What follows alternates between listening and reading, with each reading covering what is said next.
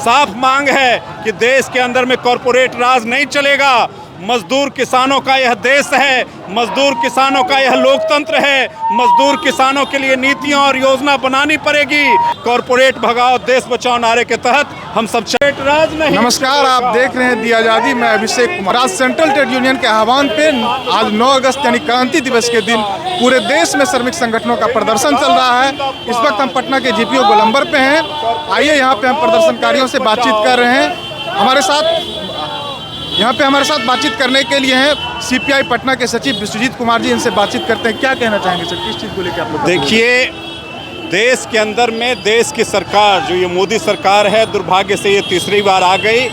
इसकी नीतियां पहले भी किसान मजदूरों के विरोध में थी, केवल कॉरपोरेटों के पक्ष में थी। कॉरपोरेटों के लिए योजना और नीतियों को बनाने का काम करती थी और अभी भी वो आमदा है उसी के खिलाफ में आज 9 अगस्त को, जो अगस्त क्रांति दिवस है, जो भारत छोड़ो आंदोलन, जिस आंदोलन ने अंग्रेज़ों के ताबूत में आखिरी कील ठोका और अंग्रेज़ों को उखाड़ करके फेंकने का काम इस देश से किया, उसी दिवस पर आज मजदूर किसानों ने देश के अंदर में, पूरे देश के अंदर में कॉरपोरेट भगाओ देश बचाओ का नारा के तहत तमाम कलेक्ट्रेट का घेराव किया जा रहा है। उसी के तहत पटना के सड़कों पर भी ये मजदूर किसान साथी जुटे हैं। साफ मांग है कि देश के अंदर में कॉरपोरेट राज नहीं चलेगा। मजदूर किसानों का यह देश है, मजदूर किसानों का यह लोकतंत्र है। मजदूर किसानों के लिए नीतियां और योजना बनानी पड़ेगी। किसानों के लिए एमएसपी कानून बनाना पड़ेगा। किसानों के लिए जो उनका कर्जा है वो माफ़ करना पड़ेगा। बिहार के अंदर में सुखाड़ की स्थिति है, सुखाड़ क्षेत्र घोषित करना पड़ेगा। ऐसे मांगों को लेकर के और मजदूरों के ऊपर में जो 4 श्रम संहिताएं बनाई गई हैं, उनके तमाम अधिकारों को ख़त्म करता हुआ, तो ऐसे उन तमाम ये 4 कानूनों को रद्द करो और 44 कानून जो किस मजदूरों के पक्ष में थे उन कानूनों को बहाल करो। ऐसे मांगों को लेकर के कॉरपोरेट भगाओ देश बचाओ नारे के तहत हम सब चल रहे हैं कलेक्ट्रेट का घेराव करने के लिए। धन्यवाद। हमारे साथ हैं ट्रेड यूनियन नेता अरुण मिश्रा जी। सर, क्या कहना चाहेंगे?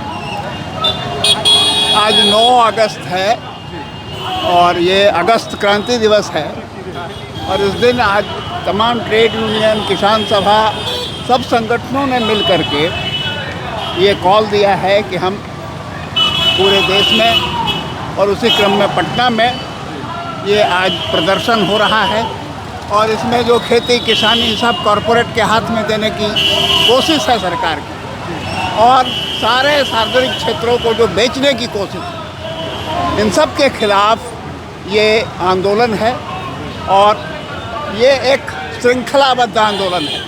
पिछले किसान आंदोलन से जिसमें भारत सरकार को 3 कृषि कानूनों को वापस लेना पड़ा, उसके बाद से ये लगातार श्रृंखलाबद्ध आंदोलन चल रहा है और देश में जिस तरह से किसानों की ज़मीन अभी एक्सप्रेसवे के नाम पर और भी दूसरे बड़े बड़े आप जो हाईवेज़ वगैरह बना रहे हैं, उसमें जिस तरह से ज़मीन ली जा रही है, उसमें किसानों को उसको उचित पैसा भी नहीं मिल रहा है और जो कृषि योग्य ज़मीन है उसका बड़े पैमाने पर आज इस तरह से व्यवसायीकरण हो रहा है।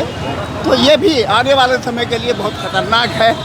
इतने बड़े देश के लिए जहाँ पर खाद्य सुरक्षा बहुत ही ज़रूरी है, वहाँ पर इसको ध्यान नहीं रखा जा रहा है। और फिर और भी दूसरे सवाल जुड़ गए हैं। क्लाइमेटिक चेंज का असर जिस तरह से हो रहा है, उससे सबसे ज़्यादा किसान प्रभावित होते हैं और तमाम लोग प्रभावित हो रहे हैं। सर, जैसा कि आप लोग का प्रदर्शन बराबर चलते रहता है, ट्रेड यूनियन लगातार प्रदर्शन करती है, तो क्या सरकार आप लोगों की किसी मांग पे पहल नहीं कर रही है, उस मांग को पूरा नहीं? आप इस आंदोलन का असर देखिए कि तमाम चीज़ के बावजूद अभी तक वो बैंक को निजी हाथों में नहीं सौंप सके। बैंक का मर्जर जरूर हो रहा है, LIC में कुछ थोड़ी बहुत कोशिश उनकी हुई लेकिन उसको भी बंद किया गया है। तो ऐसा नहीं है कि इस आंदोलन का असर नहीं, और किसानों ने तो अपनी मांग एक तरह से मनवा ली कि उनको वो कृषि कानून वापस लेना पड़ा। MSP की गारंटी, MSP की गारंटी और दूसरे सवाल जो हैं वो मौजूद हैं और इसीलिए ये आंदोलन लगातार जारी रहेगा। और आंदोलन जो है वो जनता की चेतना को बढ़ाने का काम करता है और वो कब एक क्रांतिकारी रूपांतरण का रूप लेगा ये कहना अभी हम उसके बारे में नहीं कह सकते, लेकिन ये लोगों में जागृति पैदा करती है और वो धीरे धीरे एक परिवर्तनकामी जनता जो है वो सत्ताधारी वर्ग को सत्ता से बाहर करने के लिए भी तैयार हो सकती है। तो ये है परिस्थिति। आज दुनिया भर में ये बातें हो रही हैं। ये ठीक है कि जो घटनाएं घट रही हैं उसके चिंताजनक पहलू भी हैं कि उसमें धार्मिक और जो आपको कहिए माइग्रेंट विरोधी जो ताकतें हैं वो भी सक्रिय हैं। और बांग्लादेश में अभी हमने देखा कि वहाँ पर जो प्रतिक्रियावादी ताकतें हैं उन्होंने जनता के रोष का फ़ायदा उठाया है। लेकिन भारत में जो वामपंथी शक्तियाँ हैं वो उतनी कमज़ोर नहीं हैं और इनका जो आंदोलन संघर्ष है वो लगातार दिखता है। इसीलिए आने वाले समय में यहाँ पर जो मजदूर वर्ग है, किसान है, उसकी जो एकता बनी है वो इस देश में वो एक शासक वर्ग के खिलाफ नीतियों को बदलने में इसकी कारगर भूमिका होगी। तो ये थे हमारे साथ trade union leader Arun Mishra ji, जो बता रहे थे कि सरकार के जन विरोधी नीतियों के विरोध में हम लोग आज प्रदर्शन कर रहे हैं और ये प्रदर्शन लगातार चलते रहेगा। मिलते हैं फिर किसी अगले रिपोर्ट के साथ, तब तक के लिए बहुत बहुत धन्यवाद।